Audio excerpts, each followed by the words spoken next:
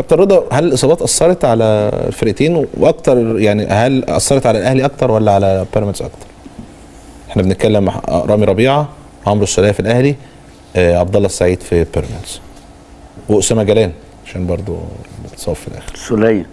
السوليه ما انا بقول لك عمرو السوليه ورامي ربيعه. بص اقول لك على حاجه، كله ما كانش كويس. يعني كل اللي اتصاب وكل اللي كمل ما كانش كويس. واخد بالك؟ بس هي برضه عايز اقول لك على حاجه كمان بالنسبه لعبد الله السعيد. يعني عبد الله السعيد ربنا يشفيه، شكله كده الاصابه بتاعته مش طبيعيه. مش طبيعيه، بغض النظر بقى في احتكاك في طبعا هنعرف واخد بالك؟ بس خروجه هو واسامه جلال الاصابه بتاعتهم فيها خطوره. اسامه جلال باين ان هي رامي ربيعه رامي بس الكتف هو وقع على السوليه برضه عايزين نعرف يعني مهما حصل غير الرجل، لان هو مش حارس مرمى. هو لو حارس مرمى تاثر عليه، انما المشكله في النص اللي تحت بتاع الركبه والعاقل والشد والكلام ده. بس اعتقد ان الاصابات ما كانتش هتورينا الكره ان هم لعبوا. ما حدش كان في حالته، ما حدش كان هيفرق.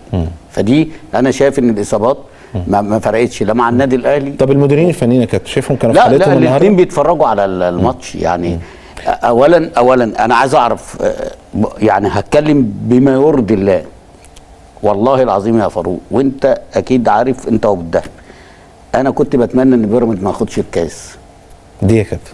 يعني عشان في حاجات كتيره غلط، واخد بالك؟ وربنا ما بيديش الا اللي بيبقى ماشي صح.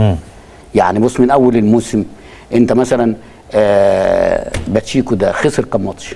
3 بس ماشي. من ساعه ما مسك يعني. ما برضه كان هقول لك باتشيكو تكيس السنه، بس التكيس يعني في مؤامرات اتعملت عليه عشان يمشي، عشان يجي ده. طب اشمعنى الدنيا ما كانتش بتيجي على الراجل ده وبيخسر؟ هقول لك على حاجه، ده دخل الكونفدراليه بالصدفه. طيب. بقول لك 19 ماتش لعبهم من ساعه ما جه، كسب 9، تعادل 7، خسر 3. طب نتائج جيده على فكره بالنسبه للي قبله. لا مش جيده. لا اللي قبله ايه؟ اللي قبله فيه تآمر. لا اسمعني بس، ما تدخلنيش في تآمر. احنا التآمر ده عمرنا ما هنكتشفه يا حبيبي. اسمع الكلام. اسمع الكلام. ما انت في كل ده تكيس لما مشي خسر ماتش الاهلي، ما طبيعي يخسر ماتش الاهلي.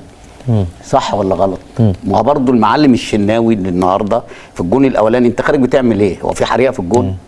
والجون الثاني انت خارج بتعمل ايه؟ واخد بال حضرتك؟